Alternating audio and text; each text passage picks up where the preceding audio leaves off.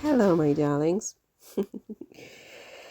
How are you all today? So, I'm going to be heading out to do some outings today in Paris, and I want to go to this an auction house to check out an auction, but I think it's called Bonham's. I don't think there's a live auction today, but I just wanted to check out the exhibit. I think the live auction will be later this month, and if I can, I'll go. But today I wanted to just check out the exhibition of the things and artwork that will be auctioned, and it's in the 8th district of Paris, which is very pretty, as you can see. And so I thought, while I'm doing that, we can sort of get updated on Harry and Meghan and the rest of the royal, personalities, and, see what's new and things like that.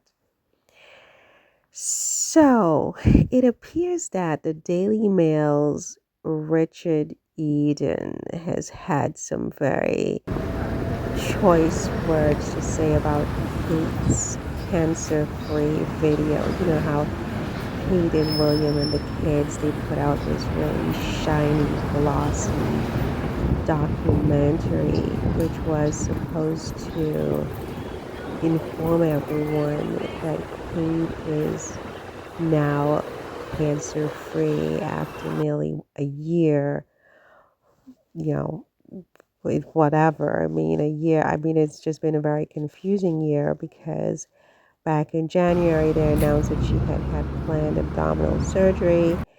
Then she disappeared, and there was all this like furor, like where's Kate, which I started, and it just became a global phenomenon. Literally, I started it. Go back to my playlist on it, and I started it because I was concerned about what's going on. Where's Kate? Something's weird, right? So in March, she comes back into the public. So this is Bonham's, right? And it's this really, you don't hear a lot about it in the sort of the guidebooks into Paris and so on. But I found it to be a very, very nice place. I mean, if you have, it depends on how much time you have when you come to Paris, obviously, because you can't do everything in 1 week. I mean, you have all the main attractions, and then you have a place like this. So, if you're here for, a while, like 3 weeks or something, you can get around to checking this out. I mean, I've been here for many, many years. This is my first time here, frankly. So, but it was worth the wait, and I thought it was a very, very nice, I don't want to say gallery because it's not a gallery, it's an auction house. But it was just lovely. I just loved not just the artwork, but the architecture and, just the ambiance. Anyway, so back to Kate. I digress. So, so they for almost a year, the public has been told that Kate is sick and she's battling cancer. She's getting preventative chemotherapy because cancer had been present during that operation or after the operation she had in January. So we're now September, so cancer had been present and she was getting all this treatment, and oh my goodness, da da da da da.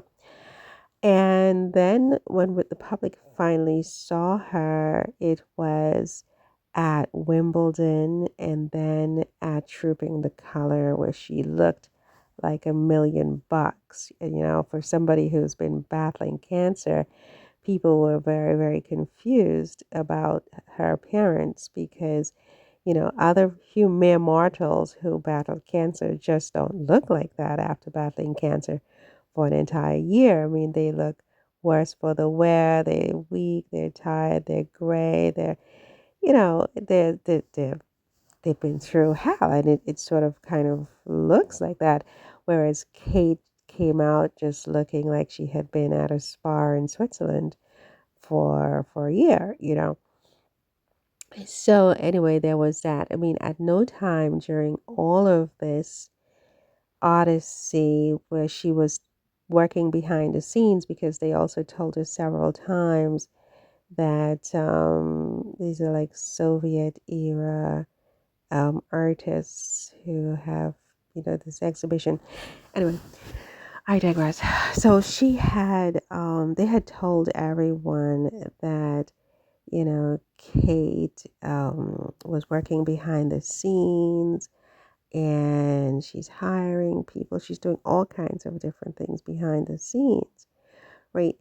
But at no time did they show Kate going for her chemotherapy treatments. Like there were no um, paparazzi shots of, or any, even a short 2-second video from Kensington Palace showing Kate going to her chemo treatments.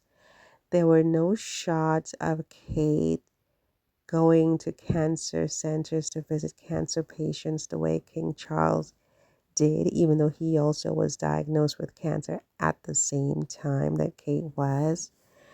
There were no shots of Kate even having video chats with any of the charities she represents as, the Princess of Wales in her capacity of the Princess of Wales.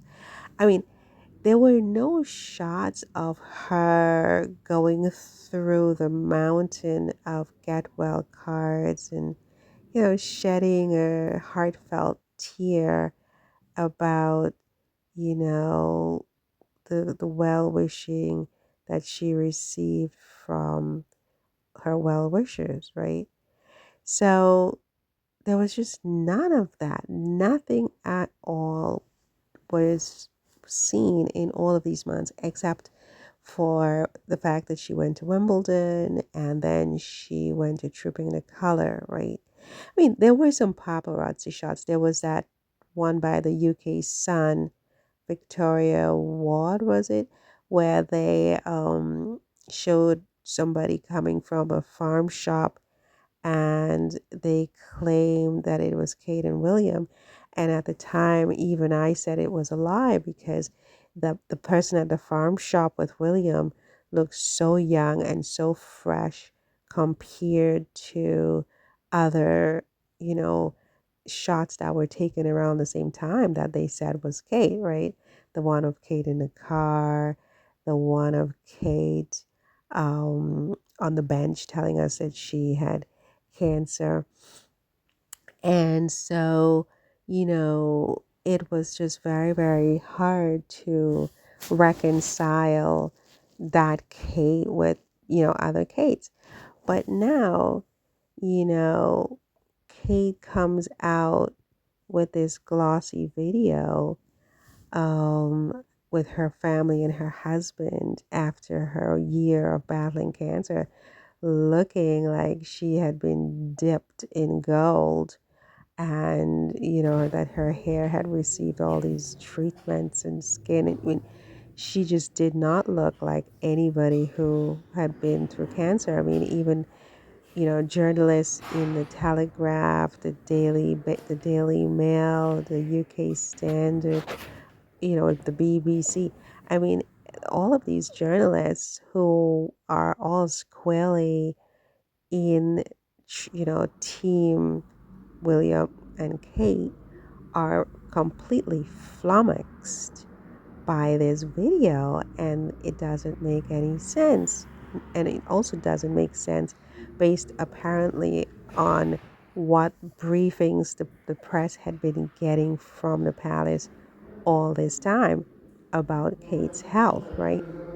So the video didn't make sense. So anyway, so apparently Richard Eden, who is a hater of Harry and Meghan in particular, and a deep lover of Kate and William, apparently wrote this article in the Daily Mail a day ago that is very scathing and it's like a hit piece on Kate, which people are just like scratching their heads like, what?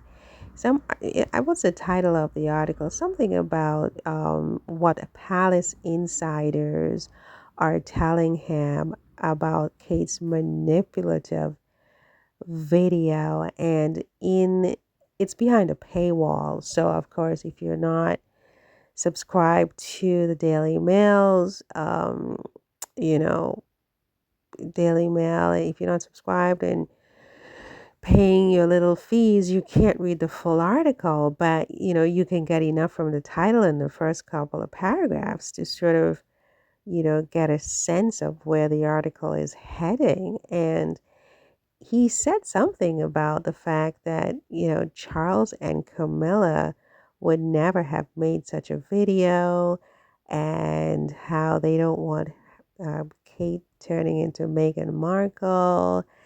And Palace insiders are saying that, the new PR team that Kate and William have are basically taking the couple in a direction that apparently does not make sense in terms of, um, you know, where the press and I guess the British people would want the couple to sort of the direction they would want the couple to go in, if you will.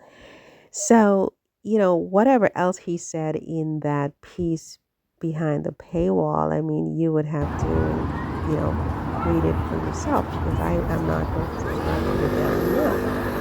But again, it sounds like a hit piece, and one that was very much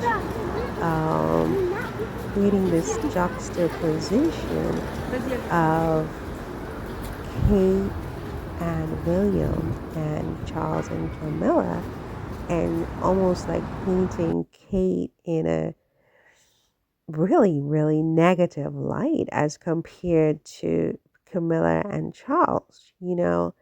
So it seems almost that Richard Eden was briefed by Camilla and Camilla's camp at Buckingham Palace against Kate over at Kensington Palace. And interestingly, in her video, if you take another look at it, this cancer-free video, I don't believe that there was anything in there about King Charles. There was that moment where Kate and the children and her family were with her mother and father, like playing cards or something at a table, if I remember correctly. Correct me if I'm wrong. But you would think that because she got this disease contemporaneously with the King Charles the Vindictive, that some small insert of him would have also made sense in a video like this. I mean, if you're going to put out a video, right? So you would show him with the children and with Kate. Maybe he's visiting Kate, or just something. It would have lent more authenticity to it. I mean, around this time, we remember Camilla was going to visit Charles every day at the hospital. William only went to see Kate once when she was in the hospital. So, and I believe King Charles went to visit Kate more often than William at this time. Don't forget. So you kind of wonder, why wasn't King Charles in that documentary that they made about her recovery? Not to mention maybe a small little moment with one or more of her doctors, where she says thank you to her doctors for doing such an amazing job of getting her cancer free after battling it for an entire year. But definitely, I mean, something some appearance by King Charles and Camilla in that documentary, which was long enough to allow for room for that, would have made sense, I think. Would don't you? But it just wasn't there, right? And so you have to wonder what's really going on behind the scenes when somebody like Richard Eden, I said, I mean, even I know this man's name and what he stands for. And I make a point of not learning their names, because I don't want to make them famous, frankly, for being hateful towards Meghan and Harry. But even I know Richard Eden's name, and I know his philosophy and his politics and so on and so forth when it comes to this story. And when he writes a piece and in the title he puts the word manipulative next to Kate, I mean, that's like that's a fire alarm, I mean, that's like maximum number of alarms. For how many is that? It's like a 5 alarm fire. I mean, this is a problem for Kate because it suggests that there's a movement away from supporting her in the press that has so far, made her into this angel, this saint, as they vilified Meghan, right? And all of a sudden, after such a long um, convalescence, she comes out finally with her golden documentary about being cancer free. And instead of standing up and applauding and, screaming for joy and happiness, all of these journalists, one by one, are turning against her. But not just that, but it's the Richard Edens of the Daily Mail. I mean, and he's not the only one. Other journalists from the Daily Mail have also written very scathing, or at a minimum perplexing, articles about this video, where you're left scratching your head as to what the hey is going on here. Like, why are they taking this position? It's like, it's perplexing, you're just like, you don't know, it's gobsmacking, you're like, what? What did I miss? What did I miss? Because it just doesn't make any sense. I mean, I don't know what you think about it, you who is listening, you who are, you who are listening to you who is, oh, that was bad. You who are listening to me, I don't know what you think about the whole thing. But this is Park Monceau, by the way. This is one of the most beautiful parks in the middle of central Paris. It's in the 8th district. And I mean, look, each of these parks in Paris and gardens is uniquely beautiful in its own way. To me, it's really difficult to say which one is most beautiful, honestly. But, the guidebooks will tell you that Park Monceau, this is Park Monceau, is one of the most beautiful parks in Paris. And it is quite beautiful. I mean, so yeah.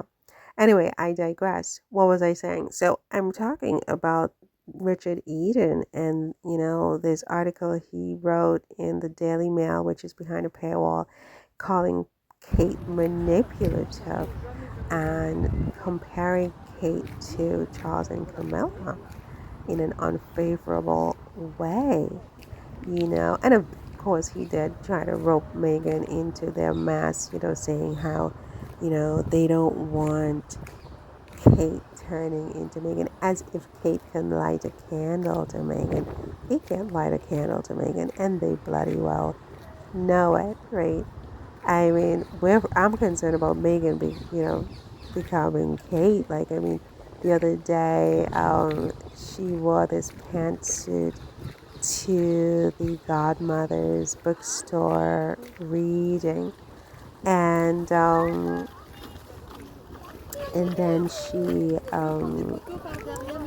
it was so similar to something else that she had done, and I thought something else that she had worn, and I thought, don't become Kate, because that's kind of boring, wearing the same thing over and over again. So we don't want Megan turning into Kate, because I mean that's not very interesting, right? Megan turning into Kate, disappearing, making up diseases, not being able to speak clearly, etc. I mean, we don't want Megan turning into Kate, right? So, yeah. Anyway, this is a museum that's right on the park, Monceau. So I just thought, oh, why don't I go in and check it out? And because I think it's a free museum, right? And they had this equestrian exhibit, like Chinese equestrian exhibit, and so on. So I just thought, okay, go in and check it out. Anyway, listen. What else do I want to say about this whole thing with Richard Eden? I mean, I think I've pretty much said all I want to say about it. Is that I find it very strange what he wrote in the Daily Mail, and I find it very strange. It's almost like a movement is happening, because he's not the only journalist from the Daily Mail. It's like, and they all sit around tables and make plans about, what are they writing, what are they working on, and so on. And it's like they're turning on Kate, and you're wondering what's going on behind the scenes. Who is briefing them? Is it Camilla and Charles? Or is it coming out of the Kensington Palace crew? Is there some kind of division? Is William two-faced maybe? And he's like, playing the happy family man, when in fact, he's not, and he's playing two sides of the coin. I mean,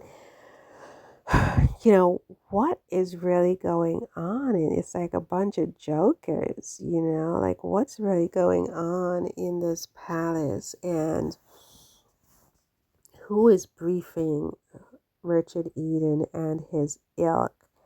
And what are Richard Eden and his ilk up to with this kind of coverage of Kate?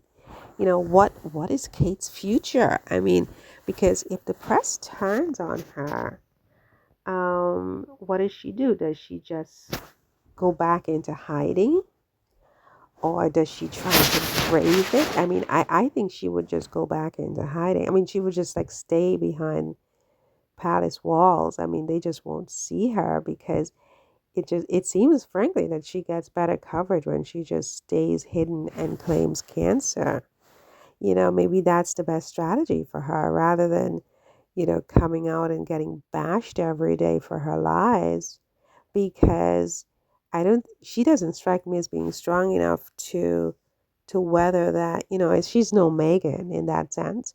Megan is resilient. I don't sense that Kate is as resilient. So, I don't know, but it sounds like they're turning on her. I mean, what do you think, listener? Do you agree or disagree that there is this sense that they're turning on Kate? And I'm sure that when she and her PR team made this documentary, that was not the reaction they were going for. They were not going for all of this sort of, they were going for complete victory and praise. It's like, she hides out for a year, and then she has this amazing comeback, where they give us this documentary. And I believe that they had warned us that they were working on some documentaries and stuff. I mean, I'm sure that was one of them. I don't think they just woke up and made that documentary in the weekend. I think they were working on it for a while and planning it, and then, to execute it, etc. Anyway, listen, you guys, I think that's all for this one. See you in the next one. Take care. Bye.